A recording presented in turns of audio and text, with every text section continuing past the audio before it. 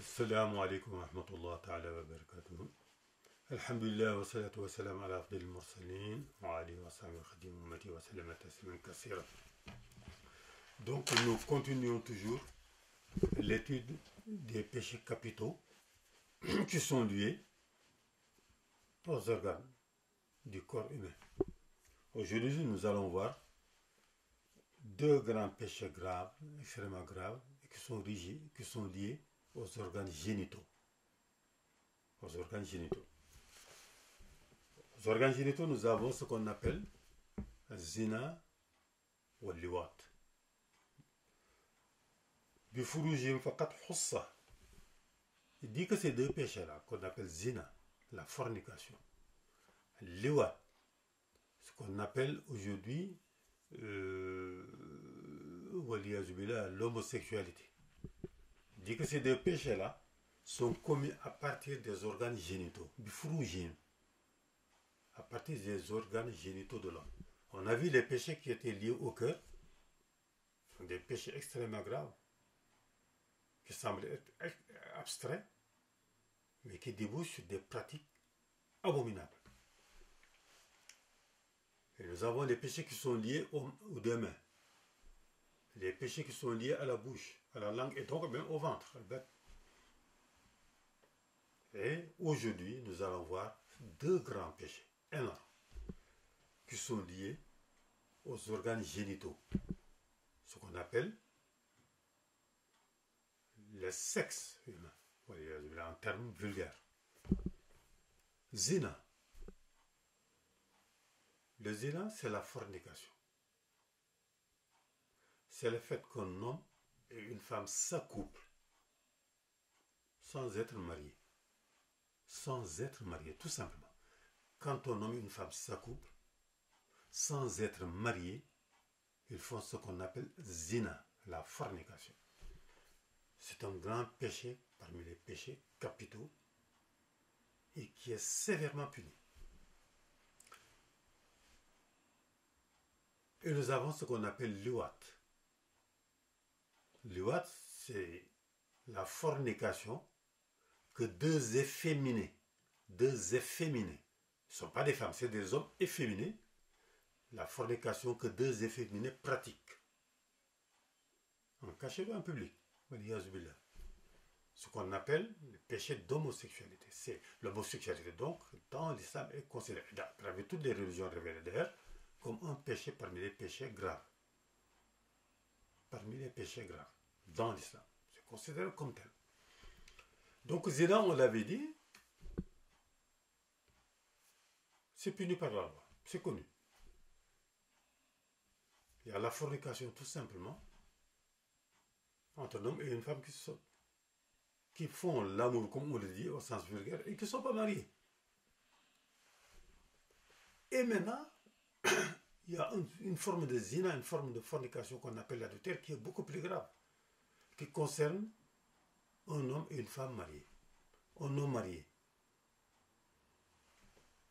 qui s'accouple avec une femme qui n'est pas sa femme, fait ce qu'on appelle l'adultère. Une femme mariée qui s'accouple avec un homme qui n'est pas son mari, en cachette, fait ce qu'on appelle l'adultère. Donc c'est un péché qui sont divisés en deux. Les deux n'ont pas les mêmes formes de punition. La punition de l'adultère est beaucoup plus grave puisque ça peut aller jusqu'à ce qu'on appelle la lapidation. Si les 4 témoins sont produits.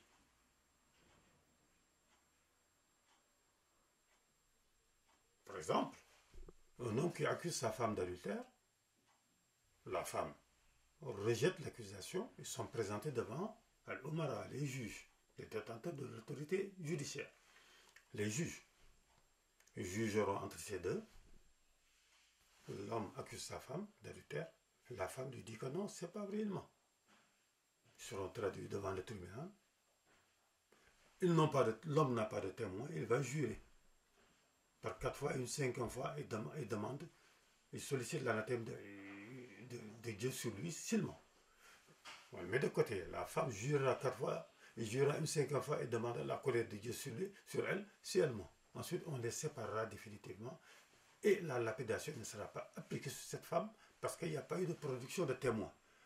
Mais ils ont juré devant Allah, le sort est entre les mains d'Allah.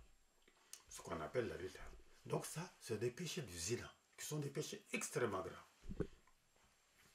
Tandis que le liwat, c'est donc entre deux efféminés, deux hommes efféminés qui pratiquent le coït, la copulation. Ça aussi, ça fait partie des péchés extrêmement graves. Et ces péchés-là sont faits à partir des organes génitaux. On ne peut pas commettre l'adultère ou la fornication ou les péchés d'homosexualité seulement avec les yeux ou par la pensée ou par la parole. Non. Il faut que les organes génitaux interviennent. Il faut qu'il y ait pénétration entre l'organe, s'il s'agit du zina, l'organe masculin dans l'organe féminin, et s'il s'agit de deux efféminés, c'est par les organes génitaux qui le font. Et donc, c'est pourquoi il dit que ces deux péchés sont liés aux organes génitaux de l'homme. Ils sont donc au nombre de deux. Et qui sont extrêmement graves. Ça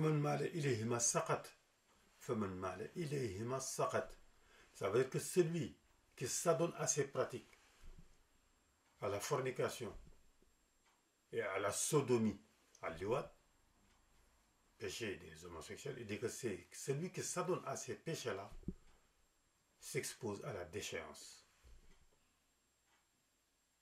dans ce monde et dans l'autre, et que Dieu nous en préserve.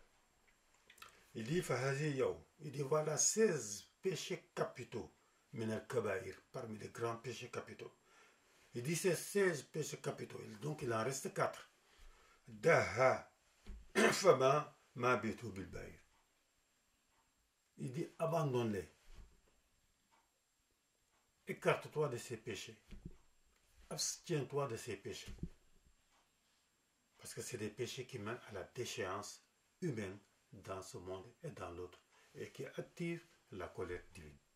Donc, il avait dit au début de se repentir de ses péchés.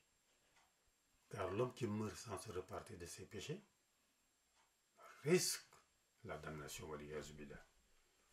Donc, à partir de là, nous allons passer maintenant.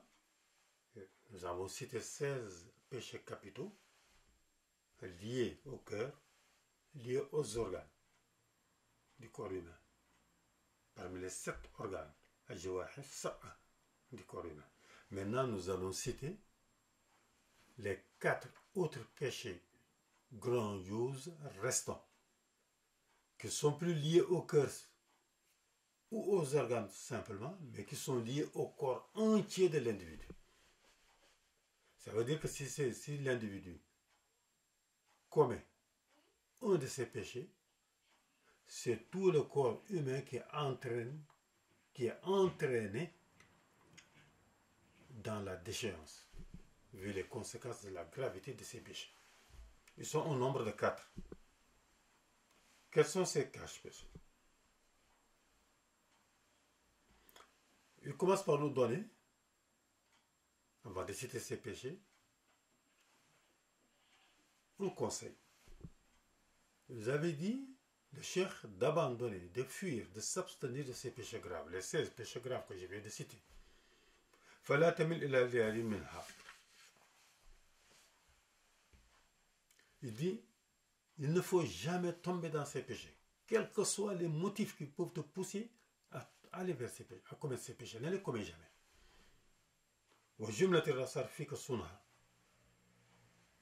Et par contre, préserve al-asrar, les secrets que Dieu a mis en toi. Vous savez, l'être humain a un aspect zahir, un aspect bâti. Il peut commettre un acte qui sera jugé sur le plan zahir, sur le plan ésotérique que l'on voit, que tout le monde voit.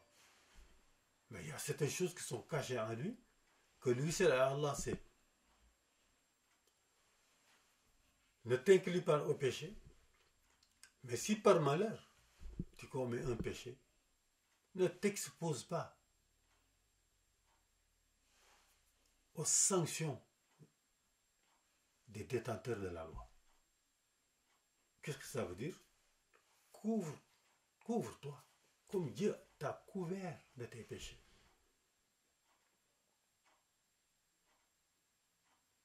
Ne sois pas parmi ceux qui, en commettant un péché, se vantent de ses péchés. Ou bien de ceux qui, en commettant un péché, disent que j'ai commis tel ou tel péché. Nous sommes tous imparfaits. Il nous arrive tous de commettre des erreurs, des fautes ou des péchés. Mais repentissons-nous devant Allah subhanahu wa ta'ala et gardons, couvrons-nous comme Dieu nous a couverts de sa bonté, de sa mansuétude. Et ne nous exposons pas au regard des autres. Ne sortons pas ce que Dieu a caché en nous, comme asrar, comme mystère. Sanctifions nos mystères, préservons nos mystères.